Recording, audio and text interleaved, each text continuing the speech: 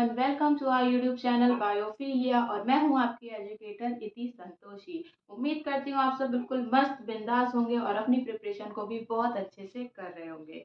आज की इस वीडियो में, आज की क्लास में हम पढ़ेंगे डाइवर्सिटी इन लिविंग वर्ल्ड या बायोडाइवर्सिटी के बारे में। लेकिन क्लास स्टार्ट करने से पहले हम लास्ट क्लास को 2 मिनट के लिए क्विक रिकॉल करते हैं। लास्ट क्लास में हमने पढ़ा था डिफाइनिंग फीचर्स, वो डिफाइनिंग फीचर्स जो लिविंग ऑर्गेनिज्म कंडीशन को डिफाइन कर रहे थे, जिसमें कौन कौन से फीचर्स थे। फर्स्ट था सेलुलर ऑर्गेनाइजेशन, सेकंड था मेटाबॉलिज्म, थर्ड थी ग्रोथ, नहीं ग्रोथ ना होके इंट्रिंसिक ग्रोथ थी, फोर्थ था कॉन्शियसनेस। इसमें कॉन्शियसनेस जो था वो मोस्ट कॉम्प्लेक्स डिफाइनिंग फीचर था। एंड रिप्रोडक्शन को हमने डिफाइनिंग फीचर में काउंट नहीं किया था because some living organism they do not perform reproduction. And वो कौन से थे हमारे, mule, worker honey bee and sterile human couple, जो रिप्रोडक्शन परफॉर्म नहीं कर रहे थे, इसलिए रिप्रोडक्शन को as a defining feature count नहीं किया था। ओके, तो आज की क्लास अब स्टार्ट करते हैं। आज का टॉपिक है diversity in living world means biodiversity.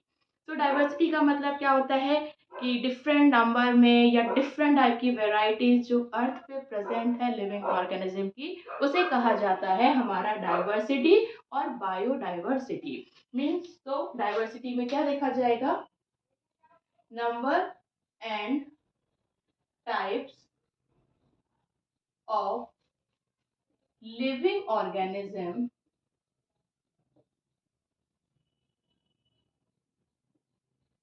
On earth.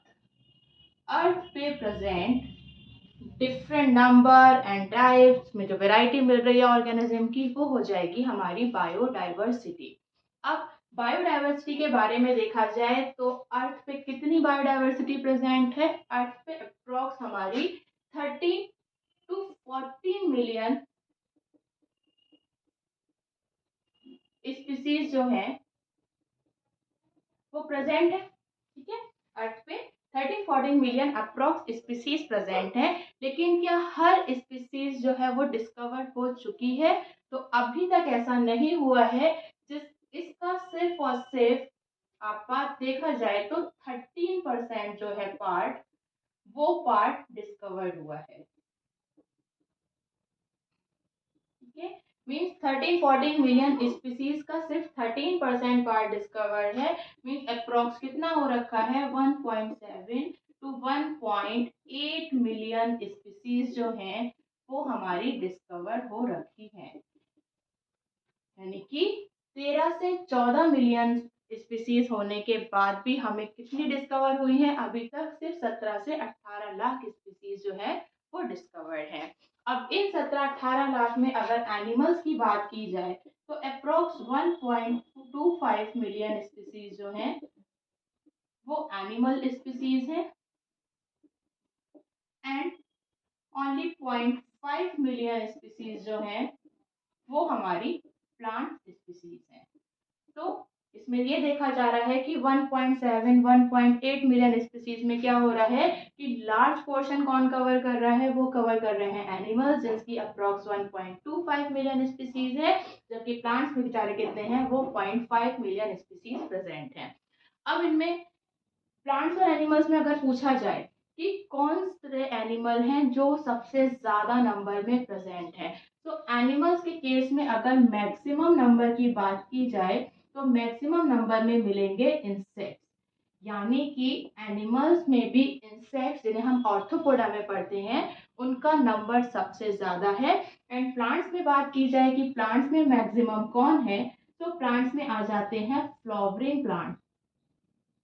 Flowering plants जिसे हम और क्या कहते हैं, जिसे कहा जाता है एंजियोस्पर्म। तो एंजियोस्पर्म्स का नंबर जो है वो मैक्सिमम है।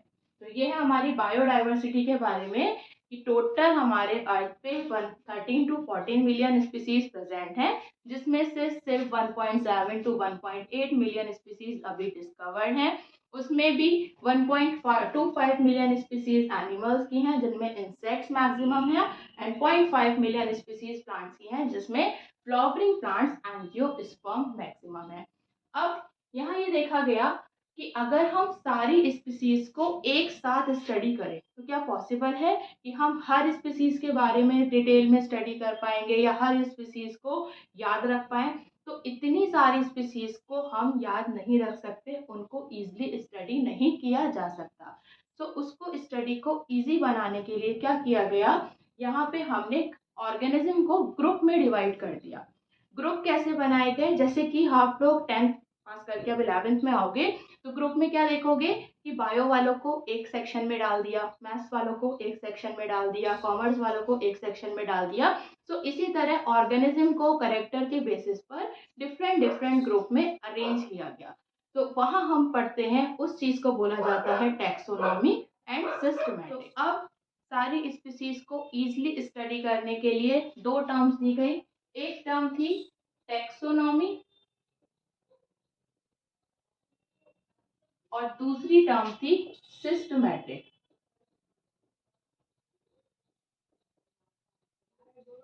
तो पहले के टाइम में क्या देखा जा रहा था, पहले के टाइम में टैक्सोनॉमी और सिस्टमैटिक्स को एक दूसरे का सिनोनिम्स मान रहे थे, लेकिन सिम्पसन ने दोनों को सेपरेटली एक्सप्लेन करा कि टैक्सोनॉमी और सिस्टमैटिक जो होती है बिल्कुल सेपरेटली वर्क करती है। अब हम वन बाय वन दोनों की स्टडी करते हैं। पहले हम देखते हैं टैक्सोनॉमी के बारे में। तो टैक्सोनॉमी जो टर्म थी, टैक्सोनॉमी टर्म ग्रीक वर्ड से ली गई थी, जिसका ग्रीक वर्ड क्या था, टैक्सिस एंड नॉमस। इसमें टैक्सिस का मतलब होता है अरेंजमेंट एंड नॉमस मीन्स क्या होते हैं, नॉर्म्स, या उसको हम बोल सकते हैं रूल्स, या कह सकते हैं लॉज। ठीक है। तो टैक्सोनॉमी टर्म जो थी वो ग्रीक लैंग्वेज से ली गई थी, जिसमें क्या था, ग्रीक लैंग्वेज थी टैक्सिस एंड नॉमस। टैक्सिस का मतलब था अरेंजमेंट एंड नॉमस का मतलब था नॉर्म्स, रूल्स या फिर लॉज। टैक्सोनॉमी जो टर्म दी थी, टर्म किसने दी थी, टैक्सोनॉमी टर्म गिवन बाय, किसने दी थी वो टैक्सोनॉमी टर्म, टैक्सोनॉमी टर्म दी थी एपीडी कैंडली ने। और कौन सी बुक में, इनकी एक बुक थी, उस बुक का नाम था थ्योरीज एलिमेंटायर डी ला बॉटनिक। तो टैक्सोनॉमी टर्म देने वाले कौन थे, टैक्सोनॉमी टर्म दी थी एपीडी कैंडले ने, और उनकी बुक का नाम क्या था, theories elementaire de la botanica. And अगर टैक्सोनॉमी के फादर की बात की जाए, फादर ऑफ टैक्सोनॉमी कौन थे, तो फादर ऑफ टैक्सोनॉमी थे, वो थे कैरोलस लिनियस। टैक्सोनॉमी टर्म दी थी एपीडी कैंडले ने एंड फादर कौन थे, फादर थे Carolus Linnaeus.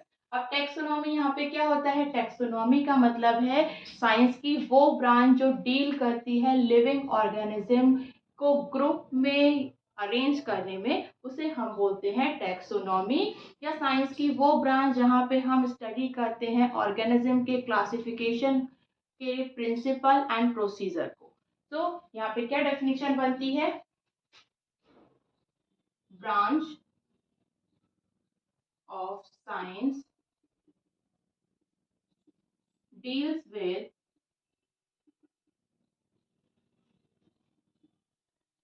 the laws of arrangement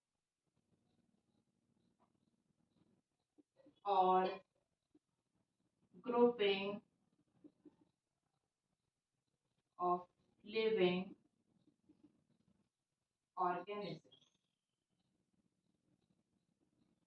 ठीक है, यानी कि साइंस की वो ब्रांच जो डील कर रही है ऑर्गेनिज्म को ग्रुप करने के लिए, उनको अरेंज करने के लिए, लॉज एक्सप्लेन करने में, वो थी टैक्सोनॉमी। टैक्सोनॉमी के अंदर यहाँ पे 4 कैटेगरीज इंक्लूड होती हैं, यानी टैक्सोनॉमी में हम यहाँ पे 4 कैटेगरीज पे फोकस करेंगे। और वो कैटेगरीज क्या है आपकी, सबसे पहले अगर आपको दिया जाए कि किसी ऑर्गेनिज्म के बारे में हमें बताना है तो उसको कैसे एक्सप्लेन करोगे, फर्स्टली ऑर्गेनिज्म को देख के उसके कैरेक्टर्स के बारे में बताओगे कि क्या कैरेक्टर्स हैं। कैरेक्टर्स को फिर क्या किया जाएगा, कैरेक्टर के बेसिस पे ऑर्गेनिज्म को आइडेंटिफाई करेंगे कि भाई ये कौन है। देन उसको एक नाम प्रोवाइड किया जाएगा, मीन्स उसको नॉमेनक्लेचर किया जाएगा। एंड एट लास्ट में क्या करेंगे, उसको अदर ऑर्गेनिज्म के साथ कंपेयर करके क्लासिफाई करेंगे, यानी किसी पर्टिकुलर ग्रुप में प्लेस करेंगे। सो टेक्सोनॉमी में 4 कैटेगरीज इंक्लूड होती हैं। सबसे पहले क्या किया जाता है, नंबर फर्स्ट पे करेक्टराइजेशन करेंगे कि करेक्टर्स के ऊपर फोकस करेंगे। नंबर 2 क्या करेंगे, आइडेंटिफिकेशन किया जाएगा, मीन्स जो भी ऑर्गेनिज्म है उसे आइडेंटिफाई करेंगे। नंबर 3 पे उसको एक नाम प्रोवाइड करेंगे, मीन्स नॉमेनक्लेचर किया जाता है। एंड लास्ट में नंबर 4 पे क्या करते हैं, हम क्लासिफिकेशन करते हैं, मीन्स ऑर्गेनिज्म को एक पर्टिकुलर ग्रुप में प्लेस किया जाता है। तो ये है टैक्सोनॉमी के बारे में। टैक्सोनॉमी में हम ऑर्गेनिज्म को ग्रुप में अरेंज करते हैं। किस बेसिस पे करेंगे, कैरेक्टराइजेशन के थ्रू, आइडेंटिफिकेशन से, देन नॉमेनक्लेचर से, एंड लास्ट क्लासिफिकेशन। ओके, चलते हैं हम नेक्स्ट टॉपिक सिस्टमैटिक्स पे। तो सिस्टमैटिक्स में सबसे पहले देखेंगे सिस्टमैटिक टर्म। ये कहाँ से ली थी, ये लैटिन लैंग्वेज से ली थी। वर्ड था सिस्टेमा। एंड सिस्टेमा का मीनिंग क्या होता है, इसका मीनिंग होता है सीक्वेंस और ऑर्डर। ठीक है, तो सिस्टेमा टर्म जो थी, टेक्सोनॉमी ग्रीक लैंग्वेज का था, लेकिन सिस्टेमा कैसा था, लैटिन लैंग्वेज का। लास्ट क्लास में भी मैंने बोला था कि इस चैप्टर में लैंग्वेज पे भी हमें फोकस करना है। ओके, तो याद रखिएगा टेक्सोनॉमी ग्रीक वर्ड था, जबकि सिस्टमैटिक जो है वो आपका लैटिन वर्ड सिस्टेमा से लिया है। टर्म किसने दी थी, सिस्टमैटिक टर्म जो दी थी, ये टर्म दी गई थी बाय कैरोलस लीनियस, यानी systematic terms given by Carolus Linnaeus. Okay, systematics में क्या इंक्लूड होता है, सिस्टमैटिक्स ये इंक्लूड करती है, यानी इसके अंदर अगर हम स्टडी करेंगे तो किस चीज की करेंगे, taxonomy plus phylogeny. And phylogeny का मतलब क्या होता है, इवोल्यूशनरी रिलेशनशिप। ओके, तो टेक्सोनॉमी में हम क्या देख रहे थे, टेक्सोनॉमी में हमने characterisation, identification, nomenclature and classification पढ़ा था। बट सिस्टमैटिक में हमें क्या करना है, इन चारों के साथ साथ एक चीज पे और फोकस करना है, वो क्या थी, वो है फाइलोजेनी। एंड मीन्स क्या हो गया, इवोल्यूशनरी रिलेशनशिप।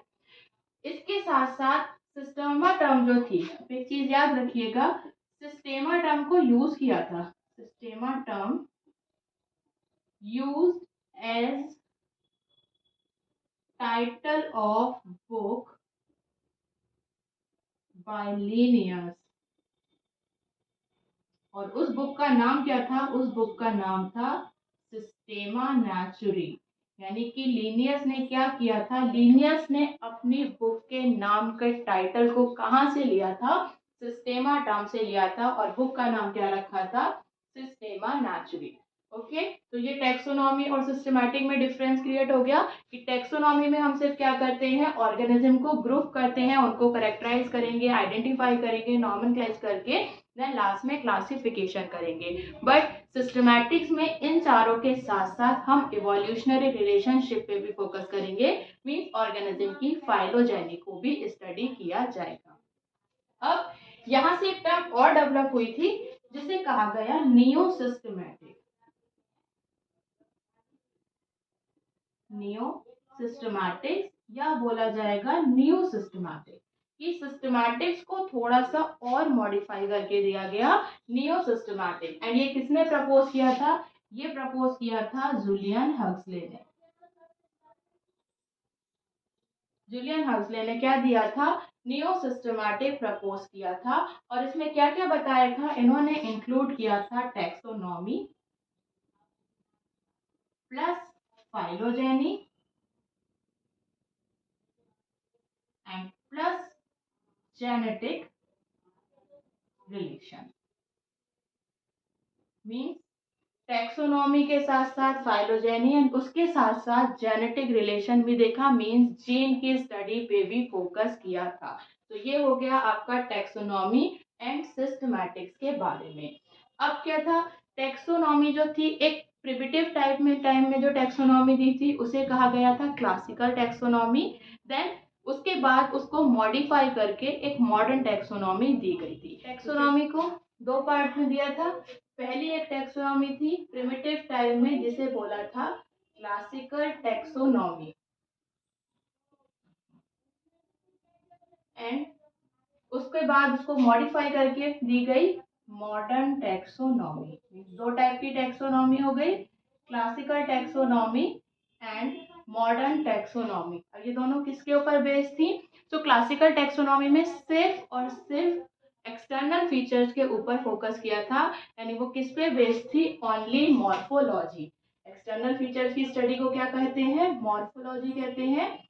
तो क्लासिकल टैक्सोनॉमी बेस्ड थी मॉर्फोलॉजी के ऊपर, जबकि मॉडर्न टैक्सोनॉमी में क्या क्या देखा था? उसमें एक्सटर्नल फीचर, मॉर्फोलॉजी भी देखी, इसके साथ साथ इंटरनल फीचर मींस एनाटॉमी भी देखी। देन फोकस करा था सेल स्ट्रक्चर पे भी। सेल स्ट्रक्चर के साथ देखा डेवलपमेंट रिलेशन यानी कि ऑन्टोजेनी। इसके साथ साथ इकोलॉजिकल रिलेशन भी देखा था। तो मॉडर्न टैक्सोनॉमी में क्या क्या बात की गई थी? मॉडर्न टैक्सोनॉमी इंक्लूड कर रही थी morphology, anatomy, cell structure, development means ontogeny, and last ecological relation कि ऑर्गेनिज्म प्रोड्यूसर्स हैं, कंज्यूमर्स हैं या फिर डिकम्पोजर्स हैं। तो इसमें आज के टाइम में कौन सी बेस वैल्यू चल रही है? हमारी मॉडर्न टैक्सोनॉमी जो है उस पर फोकस किया जाता है। तो यहाँ तक टैक्सोनॉमी में आई होप आपको सब क्लियर होगा। आगे चलते हैं। आगे हमारा नेक्स्ट टॉपिक है नॉमेनक्लेचर। नेक्स्ट चीज टॉपिक आ गया नॉमेनक्लेचर। नॉमेनक्लेचर का मतलब क्या हो गया? नेमिंग ऑफ ऑर्गेनिज्म, यानी ऑर्गेनिज्म को नेम प्रोवाइड करना क्या कहलाता है? नॉमेनक्लेचर। नॉमेनक्लेचर में क्या देखा जाता है? नॉमेनक्लेचर के लिए दो सिस्टम दिए थे, एक था बायनॉमियल नॉमेनक्लेचर और दूसरा था ट्राइनॉमियल नॉमेनक्लेचर। तो वन बाय वन हम फोकस करेंगे। पहले बात करते हैं बायनॉमियल नॉमेनक्लेचर की। Binomial nomenclature. अब बायनॉमियल नॉमेनक्लेचर में क्या देखा जाता है? बायनॉमियल नॉमेनक्लेचर जो था वो सबसे पहले प्रपोज बाय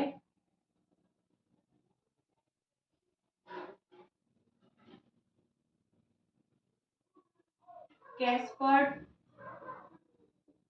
बोहेन, और इनकी बुक कौन सी थी? बुक थी इनकी फाइनेक्स थिएटर बोटैनिक। तो टर्म किसने दी या बायनॉमियल सिस्टम किसने प्रपोज किया? सिस्टम प्रपोज किया था गैस्पर्ड बॉहेन ने, बुक थी फाइनेक्स थिएटर बोटैनिक में। इसके बाद प्रिंसिपल्स किसने दिए थे? नॉमेनक्लेचर सिस्टम के प्रिंसिपल्स दिए थे कैरोलस लीनियस ने। एंड कौन सी बुक थी? उनकी बुक थी philosophia botanica. Mean principal Carolus Linnaeus ने अपनी बुक फिलोसफिया बोटानिका के अंदर दिए थे। इसके साथ ही उन्होंने क्या करा था? कैरोलस लीनियस ने प्लांट्स में नॉमेनक्लेचर दिया, यानी कुछ प्लांट्स स्पीसीज को नेम प्रोवाइड करा। और वो क्या था? कौन सी बुक में था? तो इन्होंने क्या दिया था? स्पीसीज प्लांटेरम बुक के स्पीसीज प्लांटेरम बुक में प्लांट्स का नॉमेनक्लेचर किया था। और कब किया था? 1 मई 1753 में किया था। और कितनी प्लांट स्पीसीज को नेम प्रोवाइड किया था? 5900 स्पीसीज जो थी प्लांट्स की, उनका नॉमेनक्लेचर किया गया था। ओके, तो कैरोलस लिनियस ने क्या करा, कैरोलस लिनियस ने प्लांट स्पीसीज का नॉमेनक्लेचर दिया था अपनी बुक स्पीसीज प्लांटेरम में फर्स्ट में 1753 को, और कितनी स्पीसीज थी, 5900 स्पीसीज को नेम प्रोवाइड किया था। इसी तरह कैरोलस लिनियस ने एनिमल्स का भी नॉमेनक्लेचर किया। एनिमल्स नॉमेनक्लेचर जो किया था वो बुक थी सिस्टेमा नेचुरी, सिस्टेमा नेचुरी, और उसका कौन सा एडिशन लिया था, 10th एडिशन लिया था। एंड ये कब दिया था, ये दिया था 1 अगस्त 1758 में, ठीक है। और कितने स्पीसीज को नाम दिया था, तो वो थी 4326 एनिमल स्पीसीज थी जिनको नेम प्रोवाइड किया गया था। ओके, सो कैरोलस लिनियस ने क्या करा, कैरोलस लिनियस ने सबसे पहले नॉमेनक्लेचर के प्रिंसिपल्स दिए। अपनी बुक उनकी कौन सी थी, फिलोसफिया बोटानिका में। देन उन्होंने प्लांट्स को नॉमेनक्लेचर किया, बुक थी स्पीसीज प्लांटेरम में। कब हुआ, फर्स्ट में 1753 में पब्लिश किया, और कितनी स्पीसीज थी, 5900 स्पीसीज को नेमिंग प्रोवाइड की थी। सेम उन्होंने एनिमल्स के लिए क्या करा था, एनिमल्स का नॉमेनक्लेचर अपनी बुक सिस्टेमा नेचुरी के 10th एडिशन में दिया था 1 अगस्त 1758 में। एंड कितने स्पीसीज को नेम प्रोवाइड करा, 4326 एनिमल स्पीसीज का नॉमेनक्लेचर किया था। इसी सब वजह से कैरोलस लिनियस को क्या कहा गया, कैरोलस लिनियस को कहा गया founder of binomial nomenclature system. तो कैरोलस लिनियस कौन थे, कैरोलस लिनियस थे फाउंडर ऑफ बाइनोमियल नॉमेनक्लेचर, ठीक है। तो नॉमिनल सिस्टम में क्या देखा, प्रपोज किया था गैस्पर बाउलिन ने, लेकिन फाउंडर कौन रहे, फाउंडर रहे कैरोलस लिनियस। अब नॉमेनक्लेचर में कुछ कोड्स आते हैं जिन कोड्स के अकॉर्डिंग ऑर्गेनिज्म का नाम दिया गया था। वो कोड्स क्या है, सबसे पहला कोड आता है ICBN। ICBN मतलब क्या था, international code of botanical nomenclature, international code of botanical nomenclature. इसी तरह दूसरा कोड क्या दिया था, सेकेंड कोड था ICZN। ZN में क्या हो जाएगा, international code of zoological nomenclature, means animals के लिए जो दिया गया वो क्या हो जाएगा, international code of zoological nomenclature. Next एक कोड दिया गया जो था थर्ड नंबर पे ICNCP। CP मतलब कल्टीवेटेड प्लांट, तो इसकी फुल फॉर्म क्या हो गई, international code of nomenclature of cultivated plant, means क्या हो जाएगी, इंटरनेशनल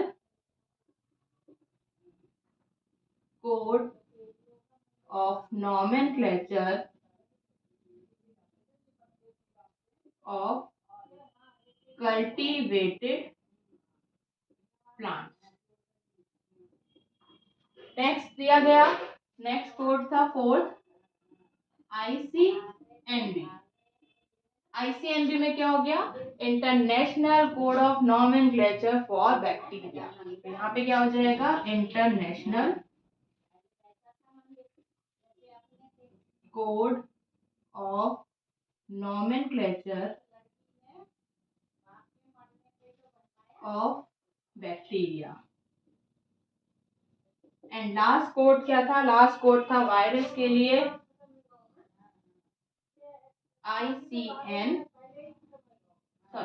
लास्ट कोड था वायरस के लिए ICVCN। तो लास्ट कोड वायरस के लिए दिया गया था ICVCN। इसमें क्या हो गया, international code of virus classification and nomenclature. तो यहाँ पे ये 5 कोड दिए थे जिनके अकॉर्डिंग ऑर्गेनिज्म को नेम प्रोवाइड किया गया था। वो क्या कोड्स थे? सबसे पहला कोड आ गया ICBN, means international code of botanical nomenclature, जिसके अंदर सारे प्लांट्स को नेम प्रोवाइड किया गया। Then ICZN, international code of zoological and nomenclature for animals. ICNCP, international code of nomenclature of cultivated plants for cultivated plants. Then ICNB for bacteria, International Code of Nomenclature of Bacteria, and last ICBCN for virus, International Code of Virus Classification and Nomenclature. अब codes के बाद nomenclature के लिए यानी name provide करने के लिए कुछ रूल्स बनाए गए थे एंड उन्हीं रूल्स के अकॉर्डिंग ऑर्गेनिज्म को नेम प्रोवाइड किया था। तो वो क्या रूल्स हैं उनकी बात करते हैं कि बायनोमियल सिस्टम के रूल्स क्या थे। टोटल जो बायनोमियल नॉमेनक्लेचर के रूल्स थे वो थे 76, लेकिन उसमें से हम सिर्फ कुछ इंपॉर्टेंट रूल्स को ही स्टडी करेंगे। ठीक है, तो यहाँ पे जो स्टडी करते हैं वो एक एग्जांपल से स्टार्ट करते हैं और एग्जांपल हम लेते हैं mango, that is Mangifera indica. अब वन बाय वन हम एक एक रूल को देखेंगे। सबसे पहला रूल क्या कहता है? फर्स्ट रूल कहता है each name has two components, कि हर एक नाम में क्या होगा? दो कंपोनेंट्स प्रेजेंट होंगे। एंड वो कंपोनेंट्स क्या होते हैं? पहला कंपोनेंट होता है जीनस एंड सेकंड होता है स्पेसिफिक एपिथेट, जिसे क्या कहते हैं? स्पीसीज भी कहते हैं। यानी हर एक ऑर्गेनिज्म के नाम में दो कंपोनेंट है। जो फर्स्ट होगा, फर्स्ट कहलाएगा जीनस, तो ये मैग्नीफेरा हो गया जीनस, एंड इंडिका क्या हो जाएगा? Specific epithet. ठीक है, सेकेंड उन्होंने रूल क्या दिया था? सेकेंड रूल ये दिया गया था कि first letter of genus, first letter जो है जीनस का वो कैसा होना चाहिए? शुड बी इन कैपिटल, कि जीनस का फर्स्ट लेटर कैसा होना चाहिए? कैपिटल होना चाहिए। जबकि क्या होगा? While first letter of species क्या होना चाहिए? स्मॉल होना चाहिए। ठीक है, तो देखो जीनस का फर्स्ट लेटर कैसा है? कैपिटल है, जबकि स्पीसीज का फर्स्ट लेटर इंडिका का आई कैसा है? स्मॉल है। तो सेकेंड रूल में क्या हो गया? First letter of genus should be in capital while first letter of species should be in small letter. Okay, third rule क्या था? थर्ड रूल ये था when handwritten, ठीक है, अगर हम क्या कर रहे हैं? हैंड रिटन में कर रहे हैं, यानी कि अपने हाथ से लिख रहे हैं, तो हमें क्या करना चाहिए? सेपरेटली अंडरलाइन करना चाहिए। सेपरेटली अंडरलाइन करना चाहिए मीन्स क्या होना चाहिए? मैग्नीफेरा को अलग और इंडिका को अलग से अंडरलाइन करना चाहिए। ऐसा नहीं हो कि पूरा मिला के एक अंडरलाइन कर दिया, नहीं, दोनों को सेपरेटली अंडरलाइन करना होगा। बट ड्यूरिंग प्रिंटिंग, अगर हम प्रिंट कर रहे हैं तो प्रिंट के लिए हम क्या यूज करेंगे? प्रिंट के लिए यूज करेंगे इटैलिक लैंग्वेज, क्योंकि इटैलिक लैंग्वेज जिसमें आप देखोगे थोड़ा तिरछा सा होता है फॉन्ट, तो उस लैंग्वेज का यूज करेंगे प्रिंटिंग के टाइम पे। बट हैंड राइटिंग के टाइम पे हम क्या करेंगे? सेपरेटली अंडरलाइन करेंगे। ठीक है, नेक्स्ट फोर्थ पॉइंट क्या होता है?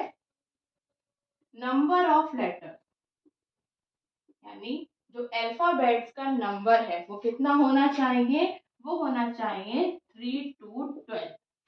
ठीक है, मीन्स मैग्नीफेरा और इंडिका या कोई भी ऑर्गेनिज्म है तो उसमें जीनस और स्पीसीज दोनों में अलग अलग लेटर्स का नंबर कितना हो? 3 से 12 के बीच में होना चाहिए। लेकिन क्या होता है? इसका एक एक्सेप्शन केस है। यहाँ पे एक एक्सेप्शन केस आता है। एक प्लांट ऐसा है जो इस चीज को फॉलो नहीं कर रहा है, और वो प्लांट क्या है? वो है रिक्सिया पार्थेनोकेंसिस। रिक्सिया पार्थेनोकेंसिस, इसमें क्या देखा जाएगा? अगर आप पार्थेनोकेंसिस में काउंट करोगे तो 14 लेटर्स आते हैं, जबकि लेटर्स कितने होने चाहिए? 3 to 12 के बीच में लेटर्स होने चाहिए। तो रिक्सिया पार्थेनोकेंसिस कैसा है? वो इसका एक एक्सेप्शन केस है। ओके, नेक्स्ट फिफ्थ करेक्टर क्या आएगा? फिफ्थ करेक्टर में आता है नेम ऑफ ऑथर, ऑथर का नाम। तो ऑथर का नाम हम कहाँ लिखते हैं? आफ्टर स्पीसीज, स्पीसीज के बाद लिखेंगे और वो कैसे होगा, नाइदर इन इटैलिक्स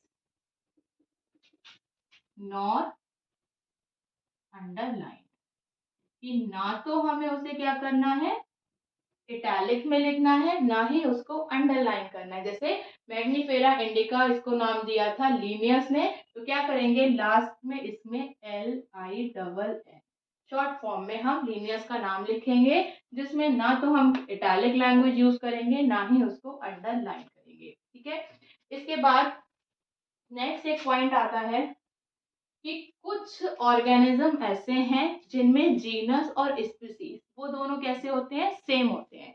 तो क्या देखा जा रहा है, if genus and species both are same, अगर दोनों नेम सेम हो रहे हैं। फॉर एग्जाम्पल यहाँ पे हम क्या एग्जाम्पल लेते हैं, लाइक रेट है, रेट का नाम क्या है, रेटस रेटस। दूसरा क्या आता है, गौरिल्ला है, तो गौरिल्ला का नाम हो जाएगा गौरिल्ला गौरिल्ला। इसी तरह क्या होता है, कोबरा है, नाजा नाजा। तो इन सब में आप क्या देख रहे हो कि जीनस और स्पीसीज जो है वो दोनों सेम है। तो जब ऐसे ऑर्गेनिज्म का नाम जहाँ जीनस स्पीसीज सेम होते हैं, इस कंडीशन को हम क्या कहते हैं, इस कंडीशन को कहते हैं टॉटोनिम्स। ये क्या कहलाते हैं, टॉटोनिम्स। और इनकी खास बात क्या है, this only valid for plant, sorry only valid for animals. Okay, तो टॉटोनिम्स में क्या होता है, only valid for animals and invalid for plant. Plants के लिए कैसे हैं, वो इनवैलिड है, प्लांट्स के लिए वैलिड नहीं है, जबकि एनिमल्स के लिए कैसे हैं, वैलिड होते हैं। तो टॉटोनिम्स क्या हो गए कि अगर ऑर्गेनिज्म की जीनस और स्पीसीज दोनों सेम होती है तो उसे टॉटोनिम्स कहते हैं, जो सिर्फ और सिर्फ एनिमल्स के लिए ही एप्लीकेबल होता है। अब बचा हमारा 7 करेक्टर। 7 करेक्टर में क्या देखते हैं कि कुछ ऑर्गेनिज्म ऐसे हैं जिनकी जीनस नेम सेम है, मींस इफ जीनस नेम अगर सेम आ रहा है और स्पीसीज डिफरेंट है, तो मतलब क्या हो जाएगा, लाइक आपका टाइगर क्या है, पैंथ्रिया टिग्रिस, टाइगर हो गया, पैंथ्रिया लियो लॉइन हो गया, पैंथ्रिया पार्डस लेपर्ड हो गया। तो इन तीनों के केस में क्या है, टाइगर लॉयन लेपर्ड सबकी जीनस कैसी है, सबकी जीनस सेम है, सबकी जीनस में पैंथ्रिया आ रहा है। तो ये कंडीशन क्या कहलाती है, इसे कहते हैं पॉलीटाइपिक स्पीसीज। वो स्पीसीज जहां पे जीनस नेम सेम होगा ऑर्गेनिज्म का, उसे कहेंगे पॉलीटाइपिक स्पीसीज। तो ये हो गए रूल्स बायनॉमियल नॉमेनक्लेचर के। क्या क्या रूल्स हमने देखे, सबसे पहले हमने देखा कि हर एक ऑर्गेनिज्म के नेम में 2 कंपोनेंट्स होने चाहिए, जिसमें फर्स्ट होगा जीनस एंड सेकंड होगा specific epithet that is species. दूसरी चीज देखी कि जीनस का जो फर्स्ट लेटर होगा वो कैपिटल होगा, जबकि स्पीसीज का फर्स्ट लेटर कैसा होगा, स्मॉल होगा। थर्ड करेक्टर देखा कि अगर हम हाथ से लिख रहे हैं, रिटन वर्क में कर रहे हैं, तो क्या करेंगे, सेपरेटली अंडरलाइन करेंगे जीनस एंड स्पीसीज को, बट प्रिंटिंग के लिए कौन सी लैंग्वेज यूज करेंगे, इटैलिक का यूज करेंगे। देन फोर्थ करेक्टर हमने क्या देखा, नंबर ऑफ लेटर्स कितना होना चाहिए, 3 to 12 के बीच होना चाहिए, इससे कम या इससे ज्यादा नहीं हो। लेकिन उसका भी एक एक्सेप्शन केस देखा, प्लांट था रिक्सिया पार्थेनोकेंसिस, जिसमें क्या था, पार्थेनोकेंसिस में स्पीसीज में जो लेटर का नंबर था वो मोर देन 12 हो रहा था। नेक्स्ट करेक्टर था कि नेम जो होगा ऑथर का, ऑथर का नेम हम क्या करेंगे, आफ्टर स्पीसीज ऐड करेंगे, और उसमें भी क्या होगा, ना तो उसे इटैलिक में लिखा जाएगा, ना ही उसको अंडरलाइन किया जाएगा। फॉर एग्जाम्पल लीनियस के लिए क्या करेंगे, लीनियस का LINN लिखा जाएगा। देन कुछ स्पीसीज ऐसी देखी हमने जहाँ पे जीनस एंड स्पीसीज दोनों ही नेम सेम थे, जैसे कि rattus rattus rat, gorilla gorilla gorilla, naja naja cobra. तो इसको हमने क्या बोला, इसको कहा जाएगा टॉटोनिम्स, एंड टॉटोनिम्स क्या होंगे, only valid for animals and invalid for plants. And last character हमने देखा कि कुछ ऑर्गेनिज्म ऐसे हैं जिनकी जीनस नेम सेम है लाइक टाइगर पैंथ्रिया टिग्रिस, लॉयन पैंथ्रिया लियो, लेपर्ड पैंथ्रिया पार्डस, इन तीनों में जीनस सेम है, तो इस स्पीसीज को बोला गया पॉलीटाइपिक स्पीसीज। इस सब के बाद एक इम्पॉर्टेंट चीज और कि जो नॉमेनक्लेचर किया गया था वो किस लैंग्वेज में किया था। अगर यहाँ पूछा जाए नॉमेनक्लेचर की लैंग्वेज क्या थी, तो नॉमेनक्लेचर लैंग्वेज जो थी वो थी लैटिन लैंग्वेज। यानी नॉमेनक्लेचर किस लैंग्वेज में हुआ था, नॉमेनक्लेचर हुआ था लैटिन लैंग्वेज में। तो इस चीज को भी याद रखिएगा। ओके, ये हो गया हमारा binomial nomenclature complete.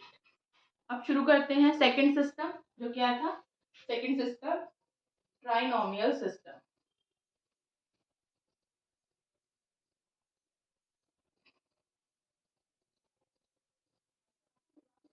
Trinomial system propose किसने किया था, ट्राइनॉमियल सिस्टम प्रपोज किया था हक्सले एंड स्ट्रिकलैंड ने।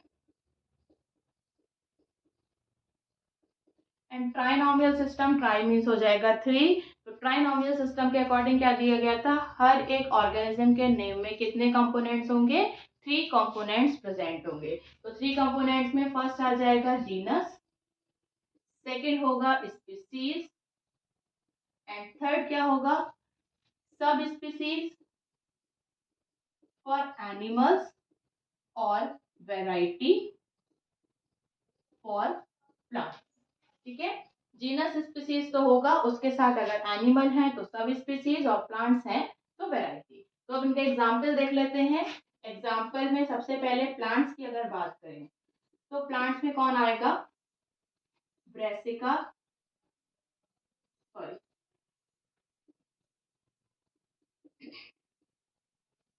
Oleracea botrytis. ये किसका नाम है, ब्रेसिका ओलिरेसिया बोट्राइटिस, कौन है, कॉलीफ्लावर। दूसरा आता है ब्रेसिका ओलिरेसिया कैपिटेटा, ब्रेसिका ओलिरेसिया कैपिटेटा, ये कौन हो जाता है, कैबेज। एंड थर्ड आता है ब्रेसिका ओलिरेसिया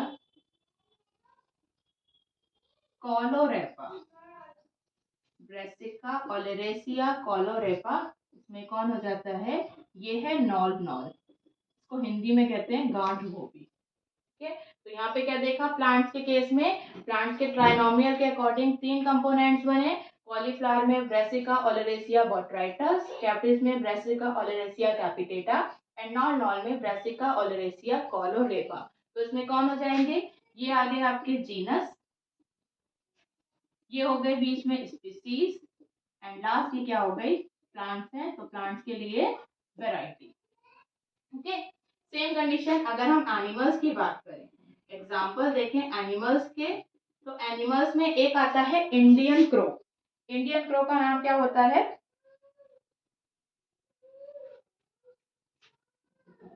कॉर्वस स्प्लेंडस, स्प्लेंडस, कॉर्वस स्प्लेंडस स्प्लेंडस, ये कौन है, ये है इंडियन क्रो। ठीक है, दूसरे एग्जाम्पल की बात करें बंगाल टाइगर, बंगाल टाइगर का नाम होता है पैंथ्रिया टिग्रिस, टिग्रिस, पैंथ्रिया टिग्रिस टिग्रिस, तो ये कौन हो जाएगा, बंगाल टाइगर। ठीक है, तो यहाँ पे भी क्या देखा जाएगा, कॉर्वस पैंथ्रिया ये क्या है, जीनस, स्प्लेंडस टिग्रिस ये हो गई स्पीसीज, एंड स्प्लेंडस और टिग्रिस ये फिर क्या हो जाएगी, ये हो जाएगी सब स्पीसीज। तो ये रहा ट्राइनोमियल नोमेनक्लेचर सिस्टम, जिसके अकॉर्डिंग हर ऑर्गेनिज्म के नेम में 3 कंपोनेंट्स होंगे, जीनस, स्पीसीज, सब स्पीसीज या फिर वेराइटी बोलेंगे प्लांट्स के लिए। अब इसमें क्या दिख रहे हैं, एनिमल्स के केस में अगर हम यहाँ पे ध्यान दें तो एनिमल्स में स्पीसीज और सब स्पीसीज जो है वो सिमिलर है, कि जब ऑर्गेनिज्म में स्पीसीज और सब स्पीसीज सेम होती है तो उसे क्या बोलते हैं, इस कंडीशन को कहते हैं ऑटोनिम्स। ठीक है। जैसे टॉटोनिम्स में हमने क्या देखा था, टॉटोनिम्स में फर्स्ट और सेकंड सेम था, यानी जीनस और स्पीसीज सेम थी। बट ऑटोनिम्स में क्या हो रहा है, स्पीसीज और सब स्पीसीज सेम हो रही है, तो वो हो गए ऑटोनिम्स। और इसमें क्या देखा जाएगा, this valid for both plant and animals, यानी कि ऑटोनिम्स जो क्या है वो प्लांट्स और एनिमल दोनों के लिए वैलिड होता है। तो यहाँ पे हमारा आज ट्राइनोमियल सिस्टम यानी कंप्लीट नॉमेनक्लेचर जो था वो फिनिश हो चुका है। अब नेक्स्ट क्लास में हम इसके आगे के पार्ट को कंटिन्यू करेंगे, जिसमें पढ़ेंगे क्लासिफिकेशन के बारे में। ओके, तो आई होप आपको आज का क्लास समझ में आया होगा, अच्छा लगा होगा। तो प्लीज़ हमारे साथ बने रहिए और अपनी प्रिपरेशन को बेटर करते रहिए। हमारी वीडियो को लाइक और चैनल को सब्सक्राइब करना नहीं भूलें। ओके ओके, तो tata bye bye, take care.